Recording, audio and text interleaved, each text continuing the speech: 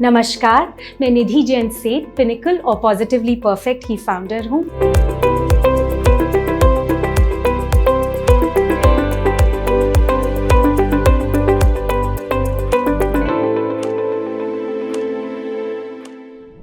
HR में अपने career की शुरुआत मेरे हिसाब से सबसे पहले आपके दिल में होनी चाहिए, क्योंकि एचआर एक ऐसी फील्ड है जिसमें टेक्निकल स्किल्स उतने ही इम्पॉर्टेंट हैं जितने कि heart skills, human skills. Because इसके अंदर आप कैसे सॉफ्टवेयर चला सकते हैं, क्या कंप्लायंस है, क्या प्रोसीजर्स हैं, वो जानना ज़रूरी है। पर उतना ही ज़रूरी जानना है कि आप दूसरे ह्यूमन बींग्स से कैसे कम्युनिकेट कर सकते हैं, उनकी प्रॉब्लम्स कैसे समझ के अपना के कैसे सॉल्यूशंस दे सकते हैं। अब ऐसा तो नहीं है कि हर एक आदमी जो एचआर में है वो कोच या फिर काउंसलर बन जाता है, पर ये अंडरलाइन फीलिंग है, ये अंडरलाइन जो स्किल है, ये बहुत इम्पॉर्टेंट है आपके करियर, एचआर के करियर में आपको आगे बढ़ाने के लिए। तो सबसे पहले मैं ये बोलूँगी कि आप अपने आप में अंदर झांक के देखें, क्या आपको अच्छा लगता है लोगों से बात करना, उनकी प्रॉब्लम्स को समझना और फिर उसमें कोई सल्यूशन निकालना। आप अपनी जो ड्रीम्स हैं, अपना करियर उनके करियर के साथ आगे बढ़ाना चाहते हैं, अगर आपको ये अच्छा लगता है तो डेफिनेटली एचआर आपकी फील्ड है। और फिर आप जाएं कि क्या कोर्सेज अवेलेबल है, क्या ऑप्शंस हैं, क्या डिग्रीज कर सकते हैं, क्या आप सर्टिफिकेशंस कर सकते हैं, और उसी तरह से आप अपना करियर एचआर में आगे बढ़ा सकते हैं। तो 12वीं कक्षा के बाद अगर आप एचआर में अपना करियर बनाना चाहते हैं तो आपके पास बहुत सारे रास्ते हैं। सबसे अच्छा रास्ता तो यही है कि आप बीबीए का कोर्स, बिजनेस एडमिनिस्ट्रेशन का कोर्स करें, या एमबीए का कोर्स करें, मास्टर्स ऑफ बिजनेस एडमिनिस्ट्रेशन का, और उसके अंदर लास्ट के अपने सालों में आप एचआर में स्पेशलाइजेशन कर सकते हैं।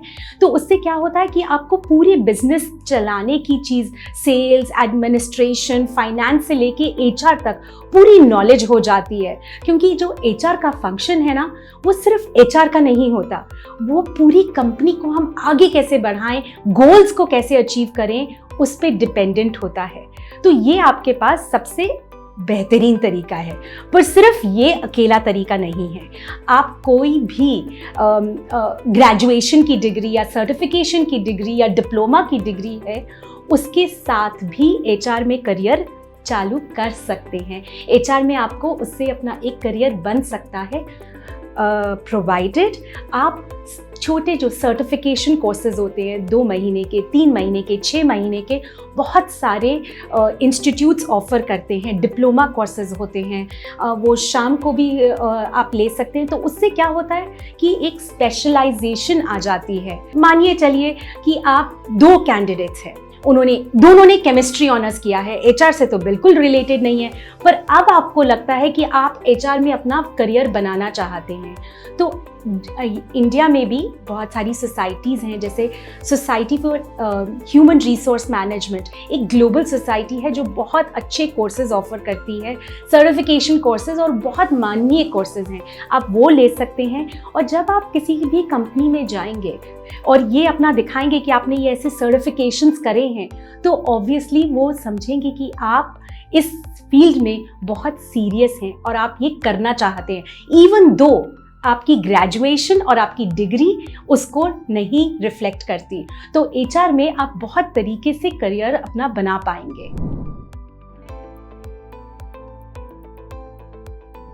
तो आज से 25 या 30 साल पहले एचआर का बहुत लिमिटेड रोल होता था बिजनेस सक्सेस में, बहुत लिमिटेड फंक्शन एरियाज होते थे। पर अब आज के समय और आने वाले समय में भी एचआर बहुत बहुत इम्पॉर्टेंट रोल प्ले करेगा, बिकॉज सब बिजनेसेस को समझ में आ गया है कि 2 चीज़ें होती हैं बिजनेस को प्रोग्रेस करने के लिए, एक पैसा, ऑब्वियसली आइडिया और रिसोर्सेज, और दूसरा उन रिसोर्सेज को यूज़ करके आगे बढ़ने की क्षमता। सो इसलिए ह्यूमन रिसोर्स का बहुत ही क्रिटिकल रोल आगे, अभी और आगे आने वाले टाइम में हमेशा कायम रहेगा। पर ये भी बात समझने वाली है कि just like any other industry, HR में बहुत ज़्यादा ऑटोमेशन हो रहे हैं। पहले तो जो बहुत बड़ी कंपनीज होती थी, 5,000, 10,000 या उससे भी बड़े लोगों की कंपनीज होती थी, उधर एचआर का सॉफ्टवेयर इम्प्लीमेंट होते थे, ह्यूमन रिसोर्स मैनेजमेंट सॉफ्टवेयर्स। पर आजकल इवन छोटे से छोटी कंपनी जो मे बी 100 लोगों, 200 लोगों या 500 लोगों की कंपनी है, वो भी HRMS सॉफ्टवेयर किसी ना किसी तरह के यूज़ कर रहे हैं। इसका मतलब जो सिंपल काम है, जो ऑटोमेशन काम है, जो प्रोसेस ड्रिवन काम है, वो सब ऑटोमेशन पे चले जाएंगे। पर जो एनालिटिकल थिंकिंग, कम्युनिकेशन वाला काम है, वो कभी ख़त्म नहीं होने वाला है। तो इसका क्या मतलब है कि एचआर में हमेशा बहुत अच्छी अपॉर्चुनिटीज़ रहेंगी आपके लिए फ्यूचर में भी।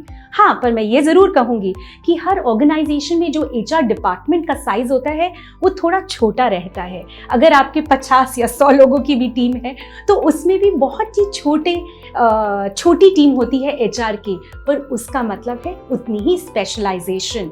तो आप किसी भी तरीके से अपना करियर चालू करें, किसी भी फील्ड से चालू करें, पर आप ये ज़रूर रखिए कि आप कंटिन्यूसली अपनी स्किल्स, अपने सॉफ्टवेयर की नॉलेज बढ़ाते जा रहे हैं, क्योंकि उसी से आपके करियर में डेवलपमेंट होगी।